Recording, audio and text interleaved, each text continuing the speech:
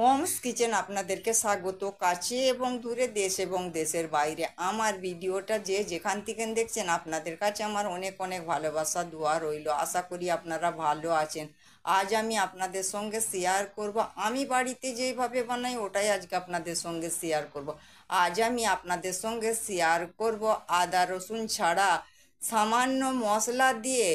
আজ আমি আপনাদের সঙ্গে শেয়ার করব গুঁড়ি কচু দিয়ে বেগুন দিয়ে মাছের রেসিপি।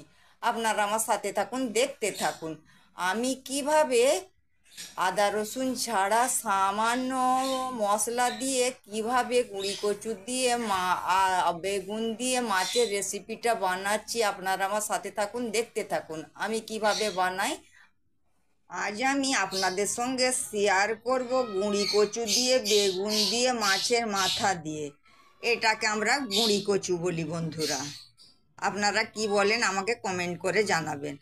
এইটাকে আমি ভালো করে কুটা বাছা করে নেবো, আর এটাকে বেগুন বলি।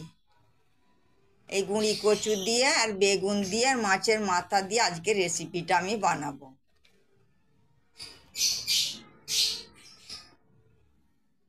আমি গ্যাসটা অন করে একটা কড়াই বসিয়ে দিয়েছি। কড়াইটা গরম হয়ে গিয়েছে, এতে তেল দিয়ে দিয়েছি। তেলটা আপনাদের হাতের কাছে যা তেল থাকবে সেই তেল দিবেন। আমি সরষের তেল দিয়েছি। তেলটা আমার গরম হয়ে গিয়েছে। এবার আমি মাছগুলো আমি নুন, হলুদের পাউডার, ঝালের পাউডার মাখিয়ে রেখেছি। এবার আমি মাছগুলো ভেজে নেব।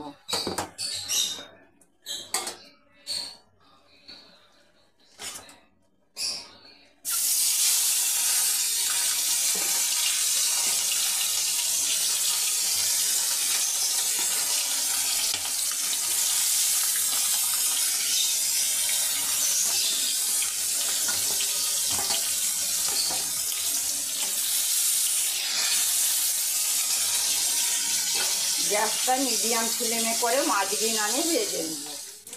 মাছটা আমার ভাজা হয়ে গিয়েছে বন্ধুরা। মাছটা আমি উঠিয়ে নিয়েছি।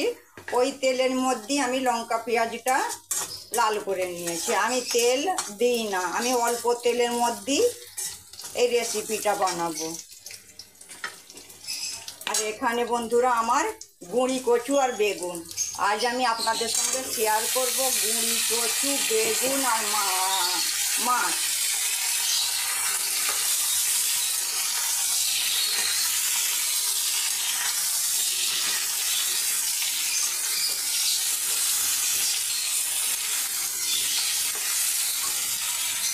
এখানে একটু পানি দিয়ে দিলাম।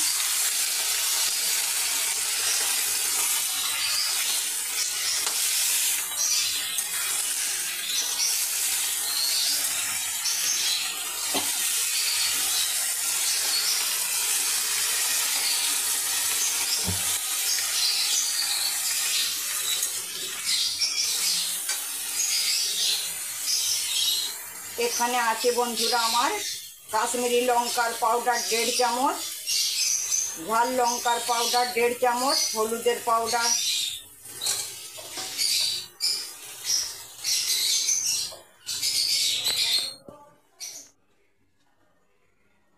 এখানে আছে আমার বন্ধুরা ঝাল লঙ্কার পাউডার 1.5 চামচ, কাশ্মীরি লঙ্কার পাউডার 1.5 চামচ, হলুদের পাউডার 2 চামচ, গোলমরিচের পাউডার 1/2 চামচ, জিরের পাউডার 1 চামচ, আর ধনের পাউডার 1 চামচ। নুনটা আপনাদের পরিমাণ মতন দিবেন। এই মশলাটা আমি এই গুঁড়ি কচু, বেগুন আর মশলাটা আমি 2 মিনিট কষিয়ে নেব। আপনারাও বাড়িতে এইভাবে বানাবেন আদা রসুন ছাড়া, কম মশলা দিয়ে। আশা করি ভালো লাগবে। আর কেমন লাগলো বন্ধুরা আমাকে কমেন্ট করে জানাবেন। মশলা তো আমাদের শরীরের জন্য প্রত্যেক দিন খাওয়া ঠিক নয়। আমরা মাঝে মধ্যে মশলা ছাড়া, আদা রসুন ছাড়া কম মশলা দিয়ে এইভাবে বানাই। এটা আপনারা সব কিছু দিয়েই খেতে পারবেন, আর খেতেও খুব ভালো লাগে। কম মশলা দিয়ে রান্না করতেও খুব ভালো লাগে, আর শরীরের জন্যও খুব উপকার।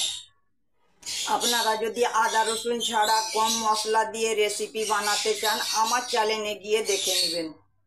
আমি 2 মিনিট কষিয়ে নেব।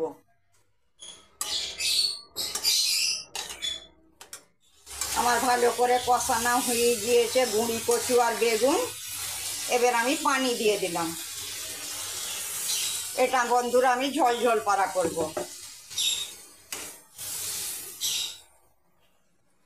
আমি 2 মিনিটের জন্য ঢেকে দিলাম।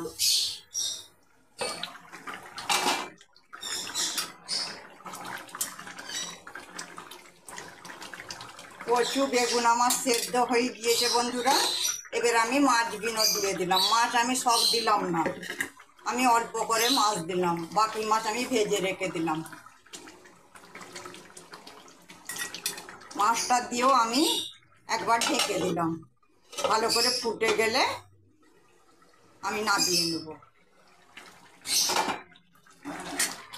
আর মাছগুলো দেওয়ার পর ভালো করে ফুটে গিয়েছে। আমার মাছ গুঁড়ি কচু ও বেগুনের রেসিপি, আমার গুঁড়ি কচু বেগুন আর মাছের রেসিপি পুরো রেডি। আমার ভিডিওটা যদি আপনাদেরকে ভালো লেগে থাকে প্লিজ বন্ধুরা আমাকে লাইক কমেন্ট শেয়ার করবেন, আর আমার চ্যানেলটা আপনারা সাবস্ক্রাইব করে দিবেন, তাতে আমার নতুন নতুন রেসিপিগুলো সহজেই আপনাদের কাছে পৌঁছে যাবে। আর আপনাদের কাছে আমার অনেক অনেক ভালোবাসা দোয়া রইল। আপনারা ভালো থাকবেন, সুস্থ থাকবেন। আল্লাহ হাফেজ।